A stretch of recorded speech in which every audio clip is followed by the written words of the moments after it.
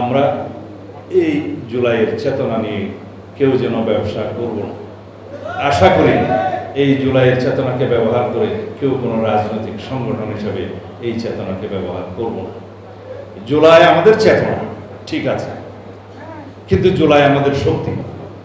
এই জুলাইয়ের কৃতিত্ব যেন আমরা কেউ ব্যবহার না করি, কেড়ে না নিই। এককভাবে কারো কোনো কৃতিত্ব এই জুলাইয়ের নাই। এদেশের সমস্ত জনগণ এই জুলাইয়ে যুদ্ধ করেছে ফ্যাসিবাদের বিরুদ্ধে, কৃতিত্ব তাদের। সুতরাং আমরা এই জুলাইয়ের শক্তিকে আমরা আরো শক্তিশালী করব। আমরা ফ্যাসিবাদ বিরোধী গণতান্ত্রিক আন্দোলনের যে ঐক্য গড়ে উঠেছিল সেই ঐক্যকে ধরে রাখব। সেই ঐক্যকে আমরা ধরে রেখে সামনের দিকে আমরা সেই শহীদের প্রত্যাশিত গণতান্ত্রিক বাংলাদেশ বিনির্মাণ করব। এদেশে যেন কোনো সরকার কোনোদিন ভবিষ্যতে ফ্যাসিবাদে আচরণ করতে সাহস না পায়, সেজন্য আমরা এই জুলাইয়ের স্মৃতিকে ধারণ করব।